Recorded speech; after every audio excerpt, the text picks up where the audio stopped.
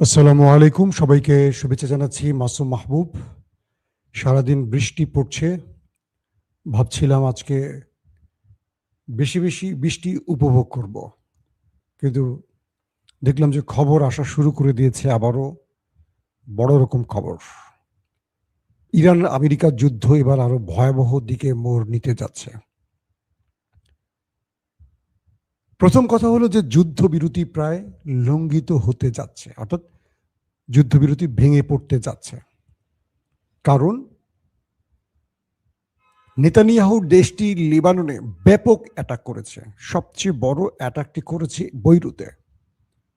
সেখানে প্রচুর মানুষ হতাহত হয়েছে এমন খবর আসতে শুরু করেছে। লেবাননের গণমাধ্যম আল মায়াদিনের যে তথ্য পেলাম, তাতে সংখ্যায় অনেক মানুষ আহত বা নিহত হয়েছে। প্রশ্ন হলো, ইরান যে 10টি শর্ত আমেরিকার হাতে তুলে দিল, সেখানে ইরাক, ইয়েমেন, গাজা এবং লেবাননের নামটি উল্লেখ ছিল যে এখানে আর কোনো হামলা করতে পারবে না, এবং এটার গ্রান্টার হয়েছিল পাকিস্তান। কিন্তু আমেরিকা পুরো বিষয়টিকে উল্টে দিল। ইসরায়েল লেবাননে ব্যাপক হামলা করে সেই শর্ত ভেঙে দিল। কয়েকটি সূত্র দাবি করছে লেবাননের যিনি সর্বোচ্চ নেতা, আগে ছিলেন হাসান নাসরুল্লাহ, তার স্থলাভিষিক্ত যিনি হয়েছেন নাইম কাসেম, তিনি শাহাদাত বরণ করেছেন। বিষয়টা বোঝার চেষ্টা করেন। যুদ্ধবিরতির পর হিজবুল্লাহর প্রধান, এটি ইসরায়েল দাবি করছে যে গত রাতে তারা যে হামলা করেছে সেখানে নাইম কাসেম তিনি মারা গেছেন। এখন পর্যন্ত এটি স্বীকার করেনি বা এটার বিষয়ে কিছু বলেনি হিজবুল্লাহ। তবে ধারণা করা হচ্ছে যে এটি সত্য হতে পারে, ইসরায়েল দাবি করেছে। যখন আমেরিকা ইরানের ধোলাইটা খেল ব্যাপকভাবে, পৃথিবীর চারদিক থেকে ট্রাম্পের উপর চাপ বাড়ছে, ঘরে বাইরে, তখন এক প্রকার হাতে পায়ে ধরে ইরানের কাছ থেকে সিজ ফায়ার করে নিয়েছিল ট্রাম্প। মাত্র কয়দিন হিসেব করে দেখেন, এর মধ্যেই ইসরায়েল লেবাননে হামলা করে যুদ্ধবিরতিটাকে ভেঙে দিচ্ছে। বলা হচ্ছে ইসরায়েলের জরুরি নিরাপত্তা বিষয়ক বৈঠকে, যে বৈঠকটি শেষ হয়েছে কয়েক ঘন্টা আগে, নেতানিয়াহু এবং তার ক্যাবিনেট এবং তার যুদ্ধকালীন যে ক্যাবিনেট জেনারেলরাও বসছিলেন, সেখানে সিদ্ধান্ত হয়েছে ইরানে বড় আক্রমণ করতে যাচ্ছেন তারা। মার্কিন প্রেসিডেন্ট ডোনাল্ড ট্রাম্প তার নেভি, এয়ারফোর্সকে চারদিক থেকে ইরানকে আবারও ঘিরে ফেলতে নির্দেশ করেছেন। তার মানে বড় আক্রমণের দিকে আবার যাচ্ছে এই দেশগুলো। প্রিয় দর্শক, ইরান স্পষ্ট করে বলেছে যে আমরা 10টি শর্ত দিয়েছি, সেই 10টি শর্তের মধ্যে এই দেশগুলো ছিল ইরাক, লেবানন, গাজা এবং ইয়েমেন। ট্রাম্প পুরো অস্বীকার করেছে, বলছে যে না, এই শর্তের মধ্যে এটি ছিল না। সঙ্গে সঙ্গে পাকিস্তান জানিয়ে দিয়েছে যে না, এই দেশগুলো ছিল শর্তের মধ্যে, কারণ মধ্যস্থতা করেছিল পাকিস্তানের ফিল্ড মার্শাল আসিম মনির এবং শাহবাজ শরীফ। পাকিস্তান সঙ্গে সঙ্গে জানিয়ে দিয়েছে ইরান যে 10টি শর্ত দিয়েছিল, যে 10টি শর্তের মাধ্যমে যুদ্ধবিরতি, সেখানে এই দেশের নামগুলো ছিল এবং লেবাননে কোনো প্রকার হামলা করা যাবে না, এটি ইরান উল্লেখ করেছে। কিন্তু দেখেন, ট্রাম্প পূর্বের মতো আবারও মিথ্যাচার করছেন। পৃথিবীর সবচেয়ে শক্তিধর একটি দেশের প্রধান ব্যক্তিটি যদি এইভাবে প্রকাশ্যে মিথ্যাচার করে, তাহলে সেই দেশটির ভাবমূর্তি কোথায় গিয়ে ঠেকবে? ইতিমধ্যে মার্কিন অন্যতম একজন পাওয়ারফুল ম্যান, টকার কার্লসন, তিনি স্পষ্ট করে বলে দিয়েছেন মার্কিনীদের উচিত ইসরায়েলকে আর $1 এইড না দেয়া।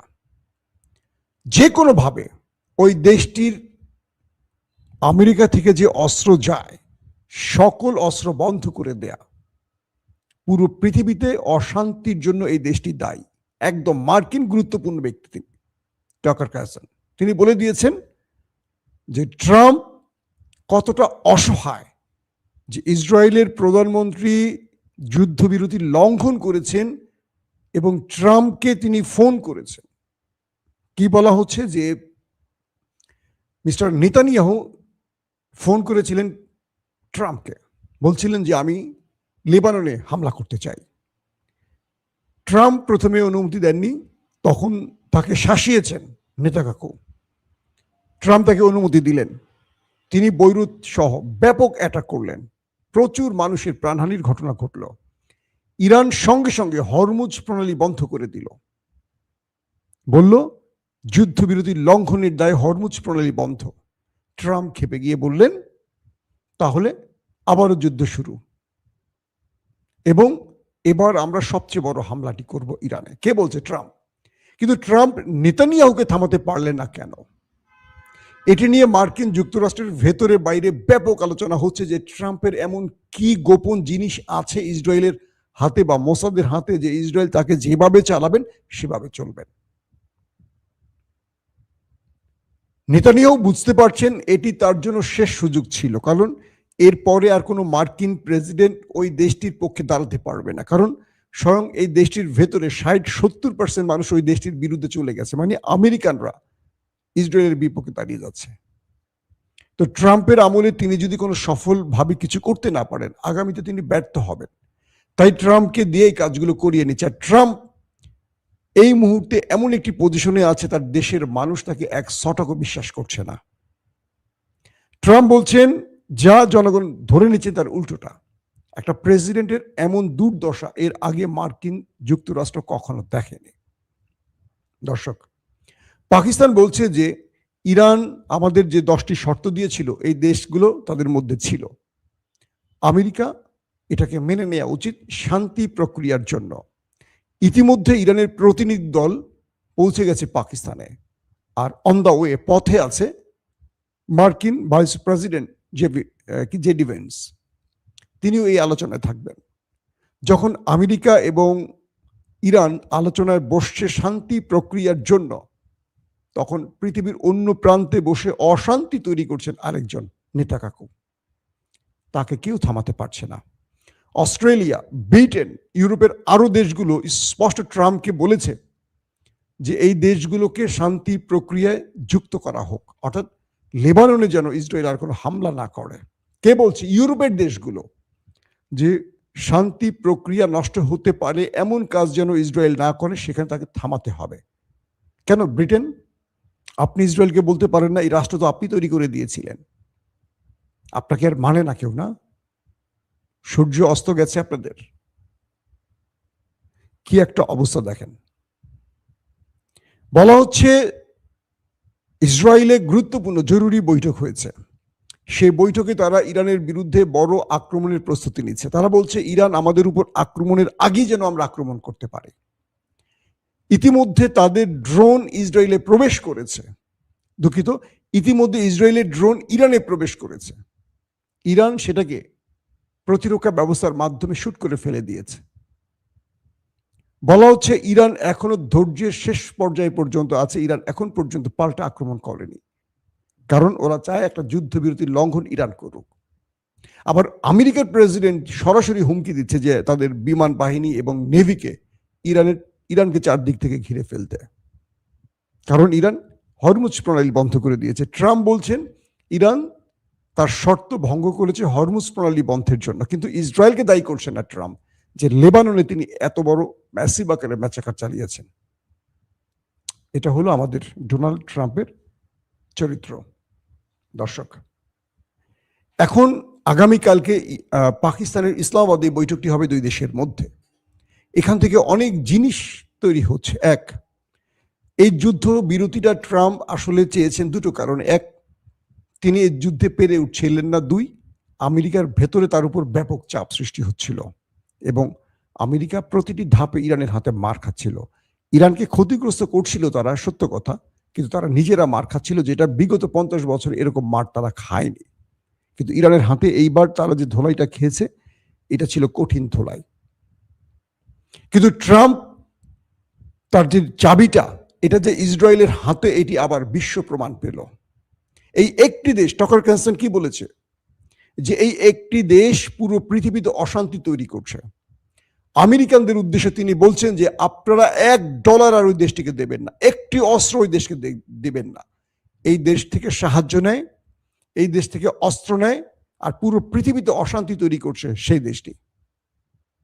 বুঝতে পারছেন, মার্কিনীরা এবার ওই দেশটির প্রতি তাদের ব্রিটিশ না ঘৃণা চলে এসছে। পুরো পৃথিবী একটি সুসংবাদ পেয়েছিল যুদ্ধবিরতির মাধ্যমে যে শান্তি হওয়া হয়তোবা ফিরবে।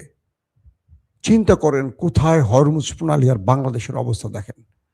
আমি যেখানে যাই দীর্ঘ লাইন, রাস্তায় মাইলের পর মাইল, মানুষ তেলের জন্য পাগল হয়ে গেছে। বাইক যারা চালায় প্রয়োজনীয়ভাবে তারা রাস্তায় দাঁড়িয়ে আছে সকাল থেকে রাত পর্যন্ত বাইকে তেল নেবার জন্য, সকাল থেকে রাত। গ্যাস বন্ধ হয়ে গেছে। আমি আমার নিজের প্রয়োজনে এক জায়গায় আটকে গেছি, কোথাও মুভ করতে পারছি না, আমার অনেক জরুরি কাজ আটকে আছে, না তেল পাচ্ছি না গ্যাস পাচ্ছি। বহুদিন পর গ্যাস নিয়েছি গাড়িতে, এখন তেল নেওয়ার জন্য আমার প্রায় গ্যাস শেষ হয়ে যাচ্ছে। মানে যখনই খবর পাই পাম্পে তেল আসছে, আমার ড্রাইভার যায় তেল আনার জন্য। প্রতিদিন আমার কয় লিটার গ্যাস যায় বলেন এই তেল আনতে গিয়ে? গিয়ে দেখে বিশাল লাইন। এই লাইন মানে লড়াই করে টিকে থেকে এই লাইন দিয়ে তেল আনা সম্ভব না। সকাল থেকে রাত পর্যন্ত বসে থাকলে বাকি কাজ করবে কখন? আবার ফিরে আসছে। যদি বাংলাদেশের এই পরিস্থিতি হয়, পুরো পৃথিবীর দৃশ্য কি হচ্ছে বলেন আপনারা? এখন আমরা যে বিষয়টি বুঝতে পারছি সেটি হলো, নেতানিয়াহু টেলিফোনের পর ট্রাম্প তার চরিত্র আবার পাল্টে দিলেন।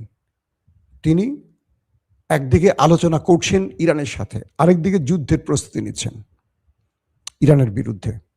ইরান তার সবচেয়ে ভয়ঙ্কর মিসাইলগুলো আবারও আপলোড করেছে, কারণ যে কোনো সময় ওই দেশটি ইরানে হামলা করবে, যে কোনো সময়। হয়তো আমার এই লাইভের মধ্যে আক্রমণ শুরু হয়ে গেছে, আমি জানি না এই মুহূর্তের আপডেট, কারণ আমি আপনাদের সাথে সরাসরি লাইভে আছি।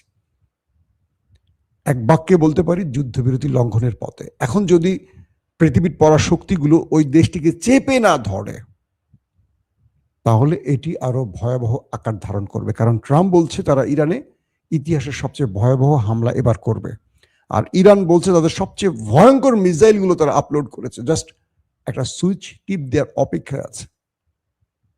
এখন যদি বিষয়টি এরকম হয় যে আমেরিকা জড়াবে না, ইরান ইসরায়েল লড়াই করবে, তাহলে কি হবে?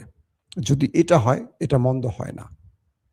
আমেরিকা যদি প্রকাশ্যে অপ্রকাশ্যে এই যুদ্ধে ইরানের বিপক্ষে না দাঁড়ায়, তাহলে নেতা সাহেবকে একটা ভালো ধোলাই দিতে পারবে ইরান।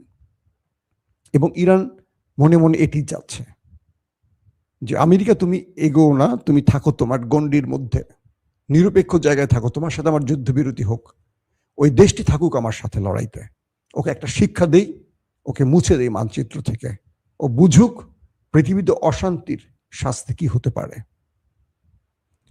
এদিকে হিজবুল্লাহ পাল্টা প্রতিরোধ শুরু করেছে। ইরান তার মিত্রদের জন্য আবারও হরমুজ প্রণালী বন্ধ করায় যে তেলের দামটি কমছে সেটি আবার বেড়ে যাওয়ার আশঙ্কা তৈরি হয়েছে। তার মানে পৃথিবী শান্তির দিকে আর হাঁটবে না, আবারও অশান্তির দিকে ছুটবে।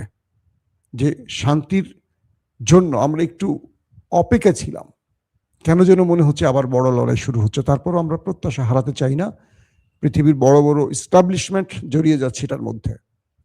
পাকিস্তানে কালকে শুরু হচ্ছে আমেরিকা ইরানের বৈঠক। এই বৈঠকটি চলার মধ্যে ট্রাম্প যেন আর কোনো 2 নম্বরই বুদ্ধি না করে, কারণ এই বৈঠকটি চলমান অবস্থায়, কারণ এর আগেও 2টো বৈঠক হয়েছিল ইরানের সাথে, 2টো মানে 2 ধাপে, কয়েকবার বৈঠক হয়েছে 2টো ধাপে। সেই আলোচনার মধ্যে ইরানে আমেরিকা ইসরায়েল অ্যাটাক করেছে।